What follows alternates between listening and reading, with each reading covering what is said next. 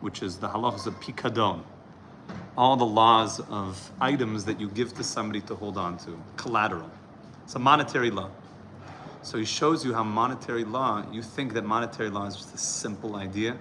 There's like simple things, make sure not to hurt another person. He's going to show you that these laws have so much depth in the undercurrent of the, what we call the panemius, the inner light of how are these laws here to transform our lives. Not just that I do the law, of course you have to do the law, but how are these laws, those very things that are transforming the way that I think? How are those laws ways that are turning me into a better person, a more loving person, a more caring person? What's the undercurrent of what's really happening? So the backdrop. There's never a bother. Aaron, we're so happy to have you. This one doesn't have the. Both of them, also Likutei Moharan and also Chumash. No, the Likutei Moharan is written by Rabbi Nachman, and then Likutei Halachot is by Rav Nosson, Breslov, Rav Natan, Rabbi Natan. Rabbi Natan, not the son, is his student. Very close student. Yeah, beloved student, and he was so close to Rav Nachman that, meaning. There was a lot of discussion on how this all happened, that Reb Nosson, thank you, with all the goodies. That Reb Nosson, that's our gift to you. That's our gift to you, yeah, Mendel Mena. It's our gift to you that you should have Tikkun Klali in such a form. This one? Yeah, beautiful. So now we can increase it, because you came here to learn. So Rabbi Natan has this beautiful piece here. He's going to begin based on a Mishnah. So let's learn the Mishnah together. The backdrop of all of this is that we're learning about Emunas Chachamim. We're learning about being connected to the tzaddikim.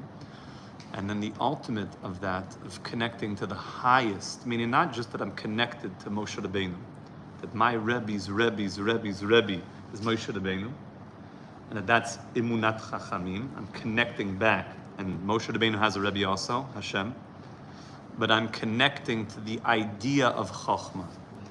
I'm connecting to the very inner light of Chochmah. I see our dear friend Isaac Haskell. What a pleasure to have you, my dear friend. We miss you.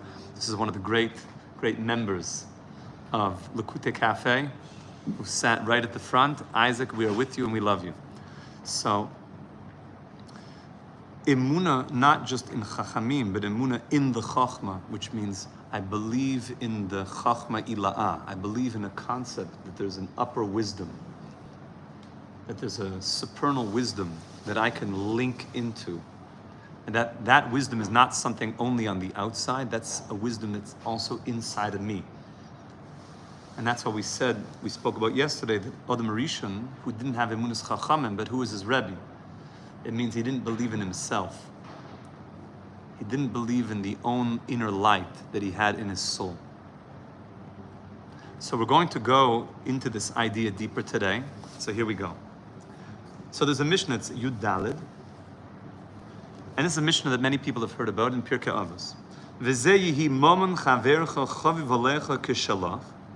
You should make your fellow's money precious to you like your own money. Okay, pretty good. What do you guys say about that? Simple meaning. Your fellow's money should be as precious to you as your own. Sound good? I mean, you're usually careful with your money. Right. You should be careful with your friends. Are you going to give them bad business advice? Would you make that same purchase? Yeah, sure, you should buy the iPhone, whatever, 17 plus Q squared J. Would you buy that? You think that new feature is... You should be careful. Make sure to give good advice. Comma. The Mishnah in Pirkei Avos generally work in threes. So it's important to pay attention to that. Haskein atzmacha lilmoid Torah. You should prepare yourself to learn Torah. Looks like get yourself ready. Fix yourself. Hatken is like tikkun. You should make yourself able to learn Torah. Why? She'ena yerushalach, that it's not your inheritance. It almost looks like it's not a given that you're going to have Torah, but you think it's just because my father had Torah. Who said? I understand inheritance means that, well, if your tati has money, then probably you do, because you're going to get it through inheritance. That there's certain things that pass down. The Torah is not. And we're going to see that seemingly that seems to be a contradiction, because we do talk about the Torah being an inheritance.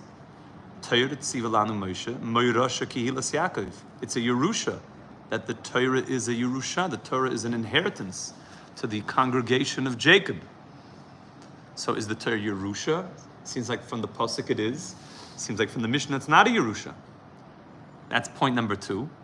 Point number 3, v'kol ma'asecha yu l'shem shamayim. Everything that you do should be for the sake of heaven. Everything. Making sure Yidden are safe in the pool, for the sake of heaven. Mamish, everything. Making sure that I have a cup of coffee, l'shem shamayim. I smile at another person, l'shem shamayim.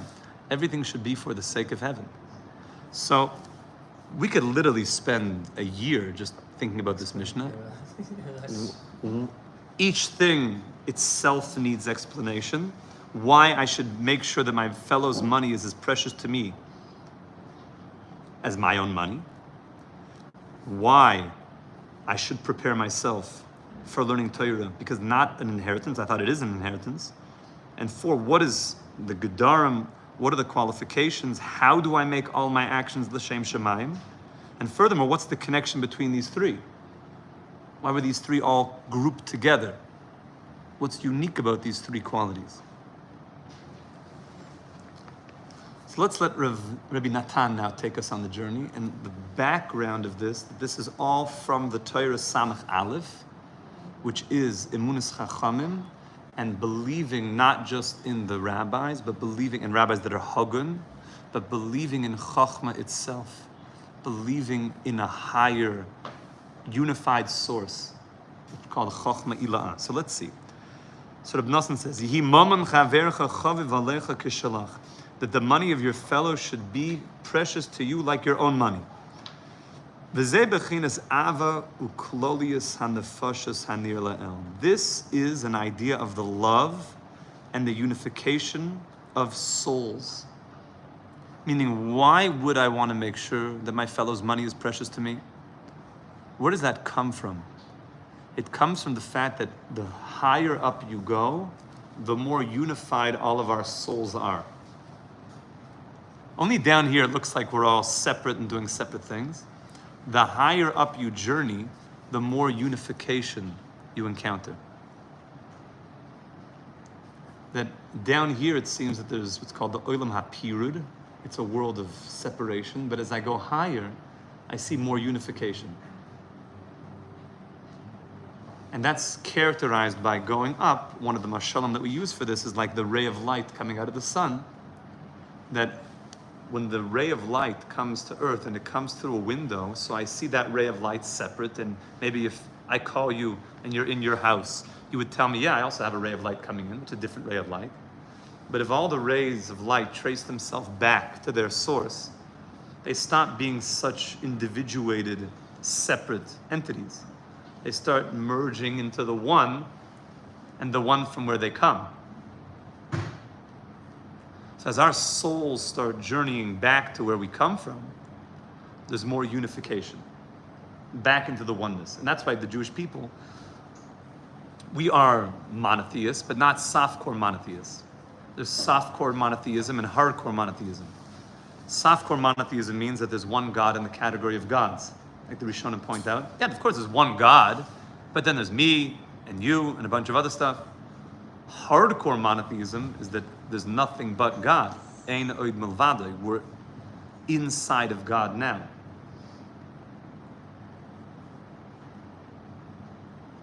And that's called Yichud Hashem, as the ray tracing itself back to its source. So as we start going back up, we see a love of unification of souls. Sheyahav kol echad es chaverei kenafshay.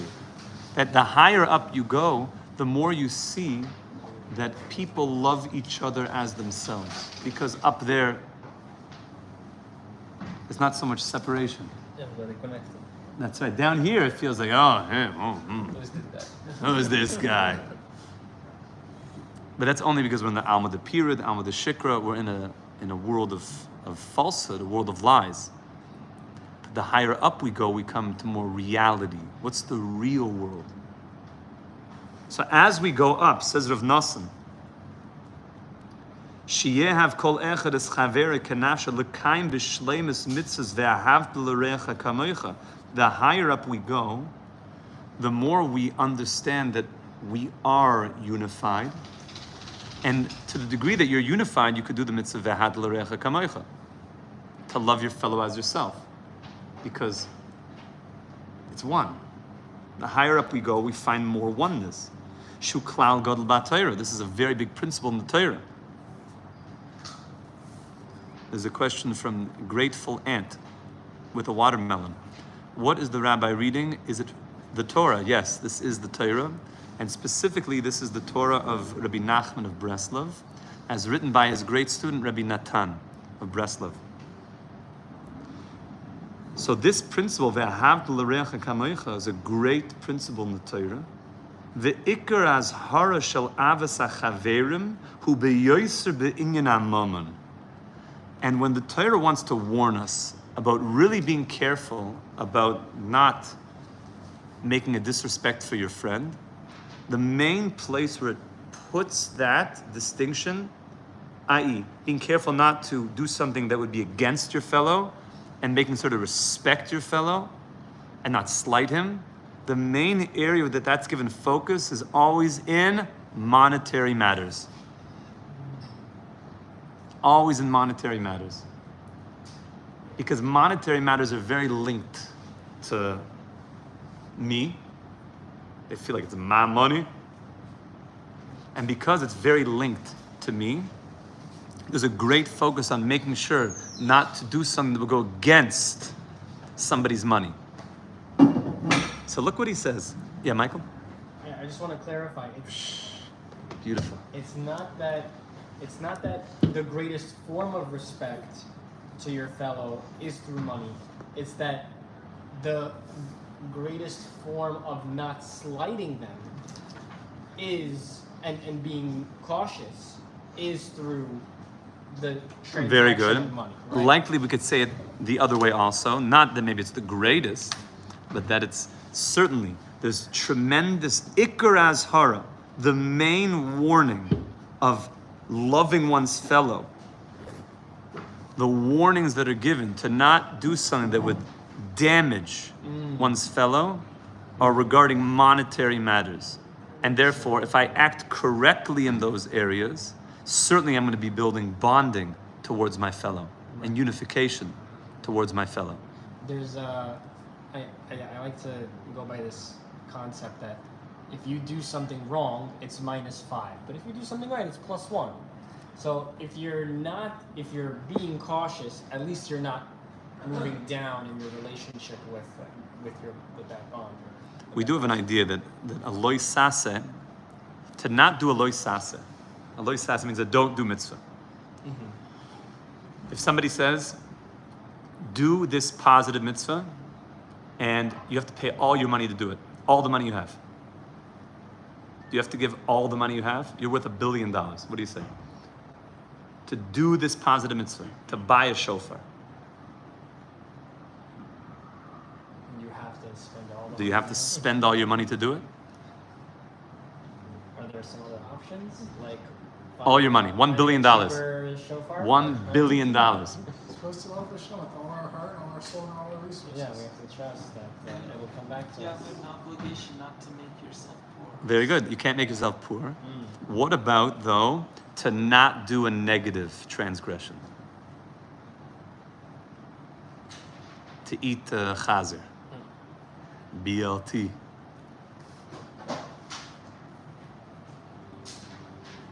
Stay poor.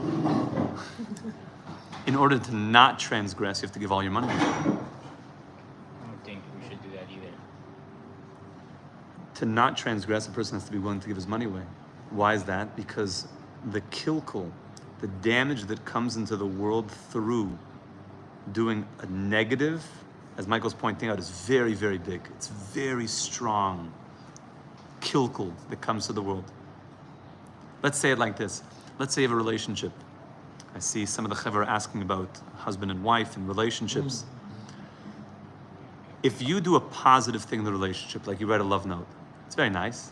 Bless you. Amen. Like a positive, let's call it Austin is telling us that he eats vegan BLTs. Okay, that's good. I wonder what the B is in that case, Austin. So, if you read a love note, you're developing the relationship. Now you develop it in a nice way. But how much worse is it if a person transgresses something, does something against the will of the person? The person says, "Don't do this. I can't stand when you put your smelly socks on my pillow." So what's going to improve the relationship more? The love note, or making sure to not put the socks? And if he did put the socks, how far back in the relationship did he go? The sock one is very, very powerful. That's a very big kilkel. That's like big damage. So too here, that the loy sasas are very important.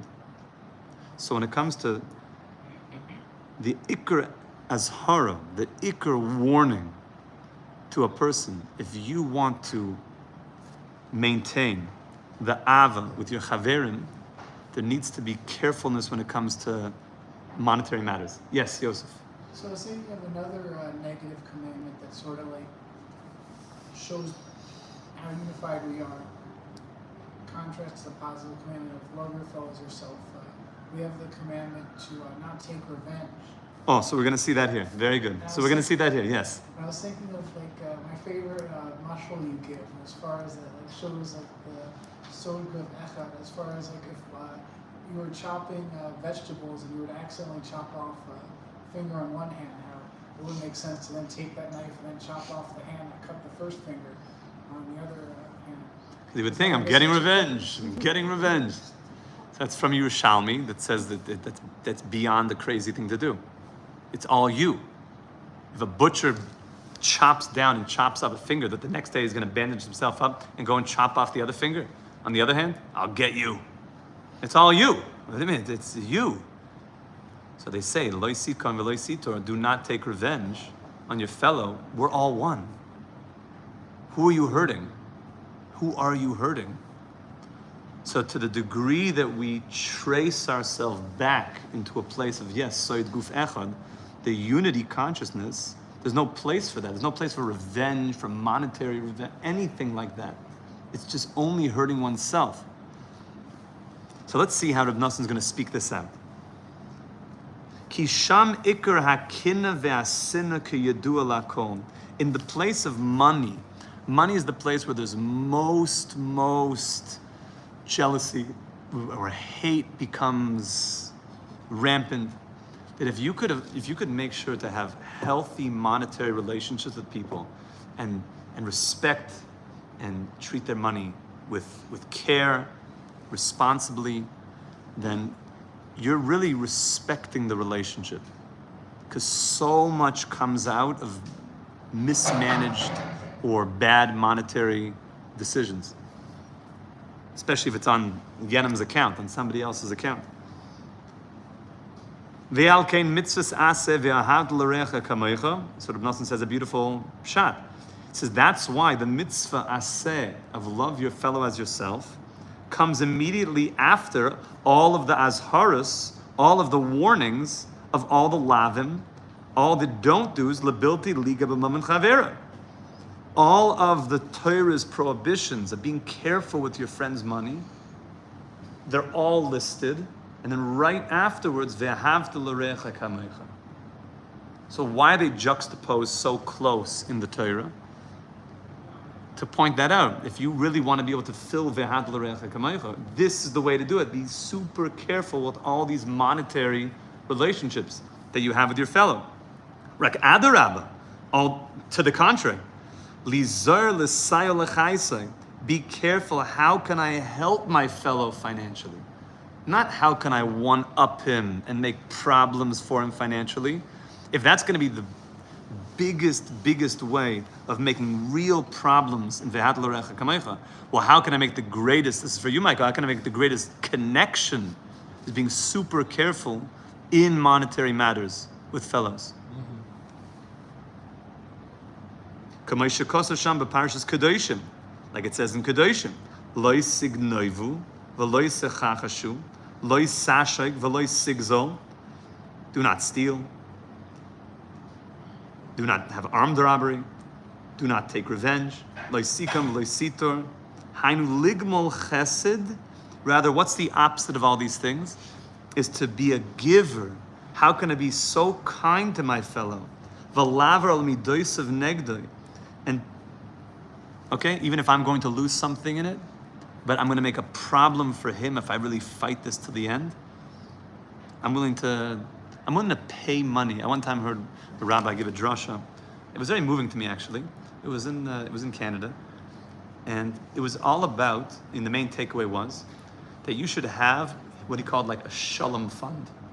A certain amount of money that's like in a bank account, that if ever there's like a dispute, neighbor dispute, I want to make my porch this far over, and it's going to cost money to change the zoning, but all these things, and all of a sudden machloikis is starting to bubble up.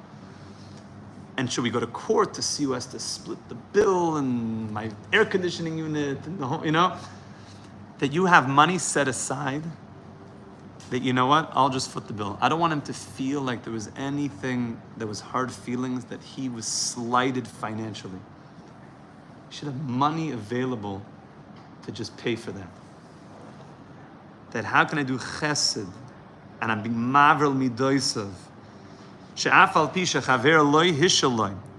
So what about this? Even if his friend doesn't ask him, yaver al midoisav v'yashaloi bli hatochas devarim shaloi yomer loy. That you should give to him, you should help your fellow. That you don't want ever a situation where, like this is pointed out, Rashi points it out from Chazal, Eini kamoischa, I won't be like you. You know what? What's the classic example? Somebody says, do you have a shovel? So he goes to his neighbor, and his neighbor says, he gives him a shovel. So the next day, the person says, the guy who gave him the shovels comes to him, can I borrow your spade? So he says, no. He goes to the first guy and says, can I have your shovel? He's like, no. So the next day, the guy has, I guess, the audacity, the confidence to go and, can I have your spade? He's like, no, you didn't give me yours, I'm not giving you mine. So don't take revenge. That's nakam. What's loisitor? That he says like this. He goes to the guy, he says, can I have your shovel? He's like, no. So the next day the guy says, I need a spade. Can I have your spade? He's like, I'll give you a spade, not like you that don't give me shovels when I need it. I'm not like you. I'm bigger than you. That's also a Torah prohibition. I'm not going to be lowly like you. That's also prohibited. You should give b'simcha. Fine.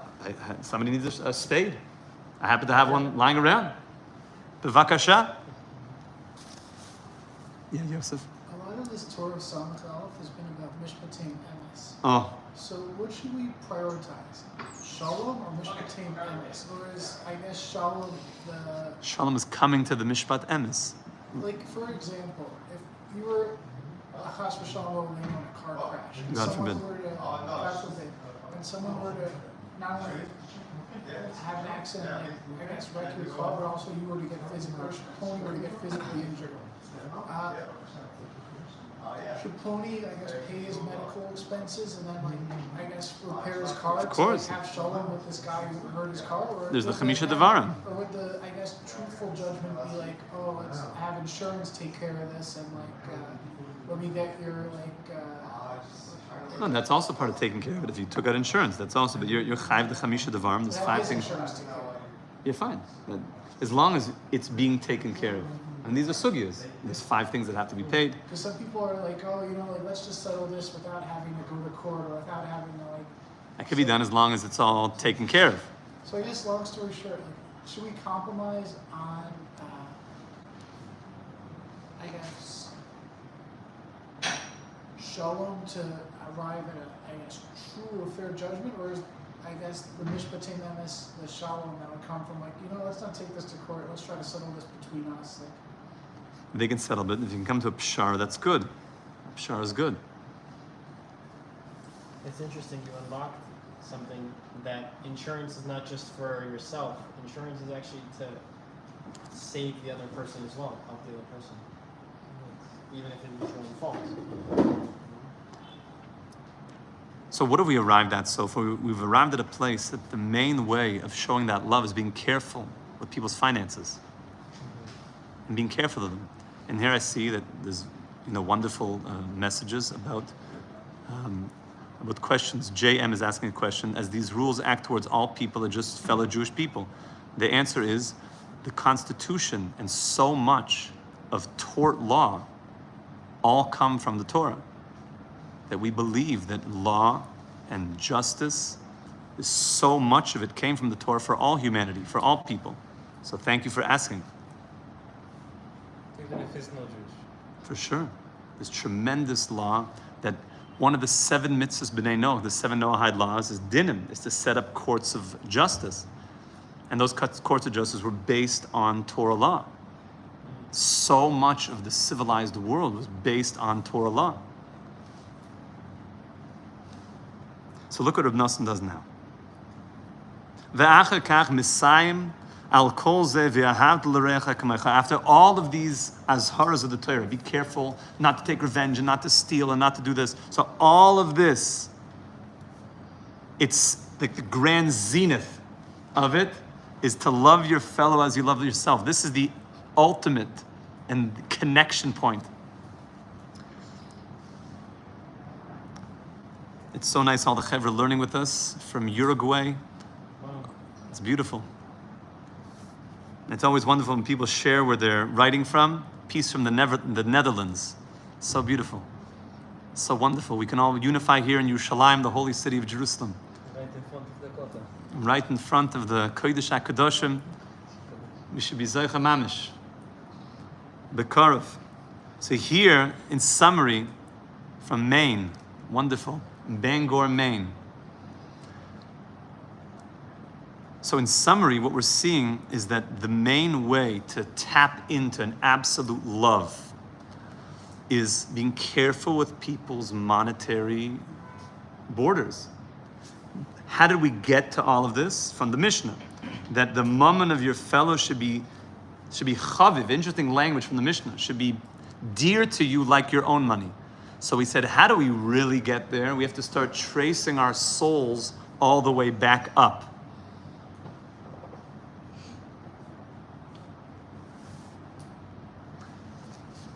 So we'll see for a few more minutes and then we'll let questions come in from the Chevra.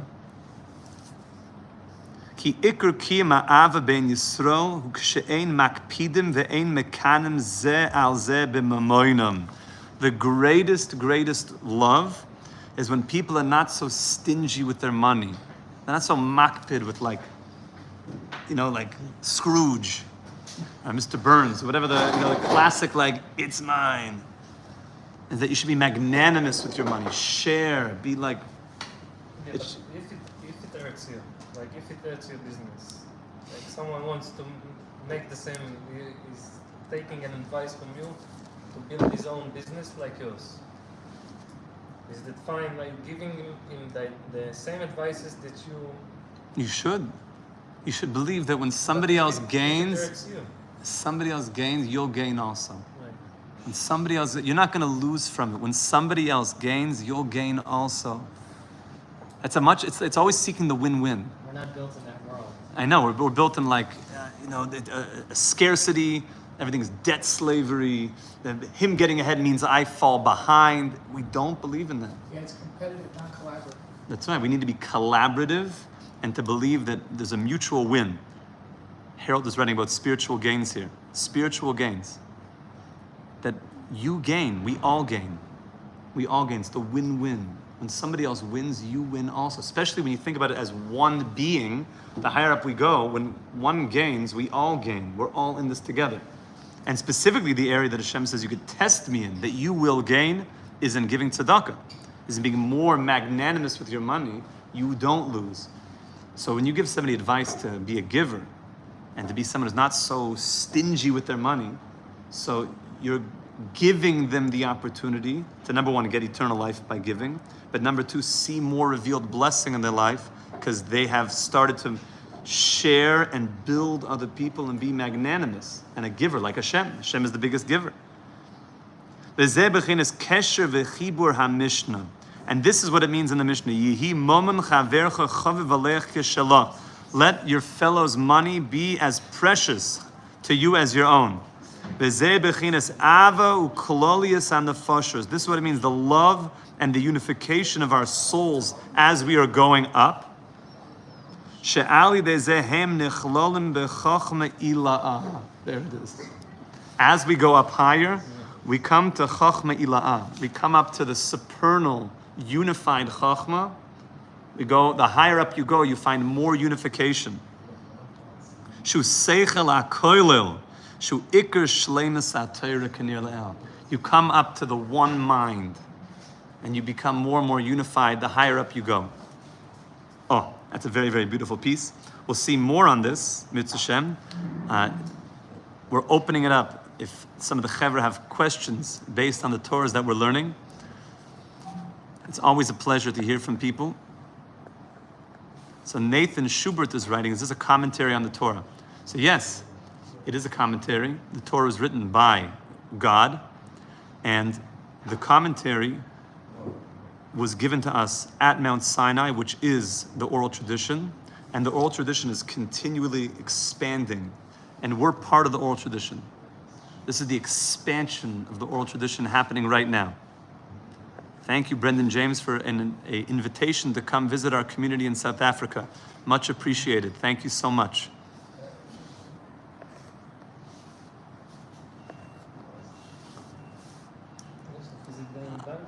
I appreciate Austin, that never to speak ill of others. That's a very, very important point, because we believe that hate speech is the worst speech.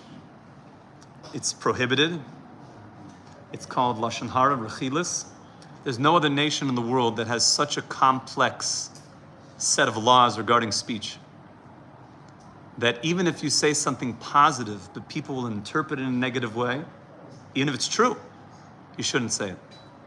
That we have such detailed laws because we believe that speech could either build or, God forbid, destroy, and therefore to be super careful with our speech. When people read the book of the Chofetz Chaim, they saw there were so many laws about speech. So they thought they have to go visit this rabbi who wrote this book, Guarding One's Tongue, written by the Chofetz Chaim. He probably doesn't say anything because you can't say this and you can't say this and you can't say this. So they traveled to Poland to go visit him. And he was sitting with the Chevra, schmoozing and talking. And I said, are you the Chofetz Chaim? How do you talk so much? Your book is there's so many laws. He said, no, you don't understand. Until you read my book, you can't talk. I know my book, so all I do is talk, because I know what you could say. So yes, really, my dear friends, to focus on speech that builds, to focus on content that's positive, and all those that are making comments of positivity, we encourage that. If any comments seem to be not so positive, to ask yourself the question, how is it constructive? What message do you want to get across with the comment? And we'll be happy to address it if you feel it's a constructive point. So YOUTU is asking, so is it bad to try to avoid monetary entanglements with others to avoid the headaches? You shouldn't avoid monetary entanglements, not just because of the headaches, but because if it damages somebody else, then that's going to be a big problem. You don't want to make a problem in Ve'ahat l'recha kamocha.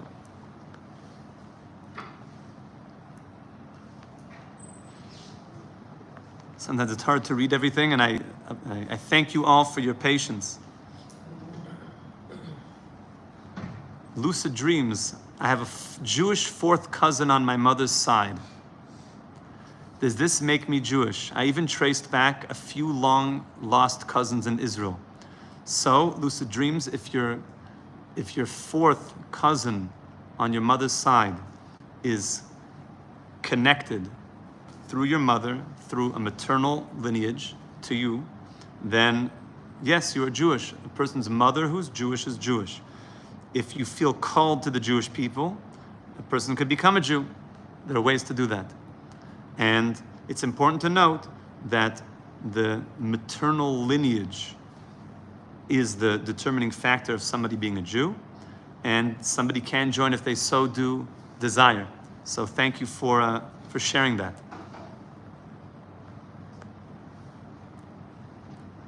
So Aditya is asking about reading the New Testament. So yes, I have read sections of the New Testament. I'd like to point out that it's always good to read the original text. So I would suggest really read the Torah, some call it the Bible. Read that very, very well in its completion and read it with great precision. Today we were learning with some of our Chevra about the resurrection of the dead, as mentioned in the Torah. There's many, many details in the Torah itself that have to be read very, very carefully. After that, then continue forth after that. But first to read the Bible, the Torah, and that will provide much clarity in the entire story.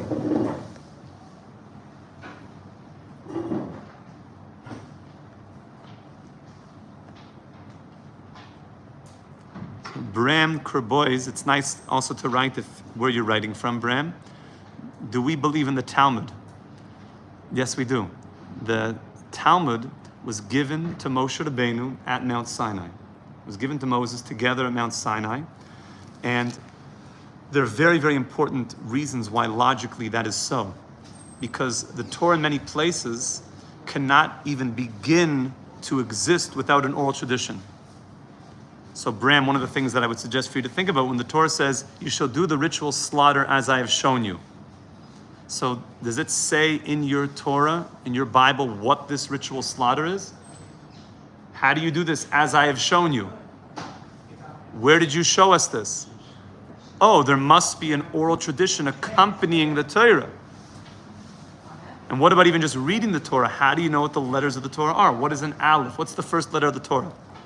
And don't tell me the letter I in the beginning. What is that first Hebrew letter? A Beis? Bereshis. So how do you know it's a Beis? Maybe it's an aleph. Maybe the first letter is an aleph. Who told you that it's a Beis? Doesn't say in the Torah what the letters are. But who said what it is? How do you even read it? Maybe it's not a Beis, maybe it's an aleph. Furthermore, how do you even read? Who said a base is a base? Maybe it's an aleph, but how do you even read it? There's no vowelization. Where do the vowels come from? Maybe it's not Bereshis, it's a Bu, Rashi, Oti, A. Where did you get any vowelization? Maybe Moshe is not Moshe. It's Moshu. He. How do you know it's Moshe? What's the answer? The oral tradition. The oral tradition is necessary. The written Torah always accompanies with the oral tradition, which is called the Talmud. And really, if a person really wants to understand what the Talmud is and the Gemara is, I would be very careful of just watching people's, 30-second TikTok videos about it. We're talking about thousands of years of Jewish wisdom that we've been holding on to with dear life. Kihem chayenu va'orech yameinu. Maybe there's more than just some clip of somebody talking about something for 30 seconds that would, I hope people would have enough intellectual integrity to really, if they want to understand what the Talmud is, to really deeply look into it, to learn for real. And the necessity of a written Torah includes the necessity of the oral tradition.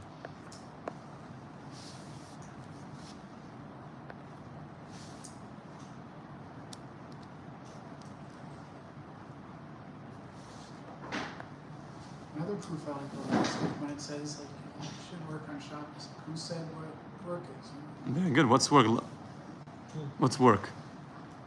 It says it's punishable by death for not keeping Shabbos. And which must be something very big. So what's this work? I'm allowed to lift couches that are very heavy, but I can't turn on a light switch. What's more work? Unless work is different than we understand. And therefore you need an oral tradition to know what is work.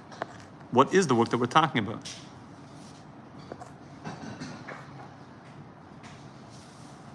Yechezkel Yehudi, what color were the ancient Egyptians? By color you mean skin color. Likely they would be from an African skin color, probably darker. I'm wondering where the depth of that question is coming from. What are you really asking, and what really interests you in that question? Can I add to what interests me about that question? Sure. So the Mitzraymites come from Cush, that come from Shem. They come from Ham, not Shem. We come from Shem. From Shem, yeah. Yeah, we come from Shem. Sorry. So we come from Shem. They come from Ham to Cush to Mitzrayim. When Yosef was in Mitzrayim and when Moshe was in Mitzrayim, they couldn't tell that they were like separate people. They kind of blended in. So if they were like, I guess, of this skin pigmentation, how come we have Ashkenazi Jews that are light-skinned? I think as time went on, we moved to different climates, pigmentation can change.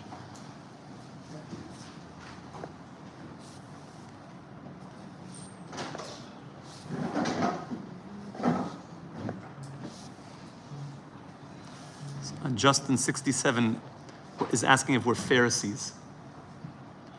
I think the idea is that we go with the Talmidei Chachamim. It's called the Emunas Chachamim. It's called going with those that have the Masorah in Torah. It's called Moshe Kibel Torah Sinai, Masorah Yoshua, Yoshua Zakenim, Zakenim Masorah Anshe Knesset HaGedolah was given over to the men of the Great Assembly, and all the way down through the generations, down to the Rambam, and Moshe ad Moshe Loikam Moshe, and from Moshe, the Rambam, Maimonides, until Moshe Feinstein, there was never Moshe. Some said that, interesting, I heard a pshat on that nobody used the name Moshe. They didn't, Moshe ad Moshe, wasn't such a chiddush. They were Mamayid and Mechiddush, because you don't see Moshes at that time. And why don't you see in the Tanaim Moshe? Even though you do see in the Gemara that Abai will say Shaper Ka'amris Moshe, but he only means that in some other context. The Moshe ad Moshe like Kam Moshe. So we go in that lineage from Moshe Rabbeinu to Moshe Chaim. to the Rambam to Moshe Feinstein to the great tzaddikim. So thank you for asking.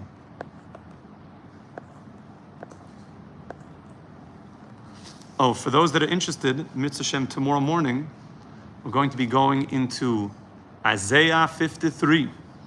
So Bezrat Hashem, because I see certain points coming up here that people seem to be interested in certain quotations that I'm looking forward to learning that. Everyone's welcome to join us for that, to learn the words of the prophet of Isaiah, and to go into that, into Isaiah 53. 6:30 a.m. Israel time live. That's 6:30 a.m. Israel time, bright and early, pre-Shachris, and we're looking forward to being together, to learning together. We should have tremendous blessing. We should really deeply learn the 7 mitzvahs b'nei Noach, the 7 Noahide laws. That is the key to great blessing filling the world. And may we see great peace and prosperity. We should see Mashiach Tzidkeinu b'mhir v'yameinu amen ve'amen. Thank you everyone for learning together. Kol Tuv.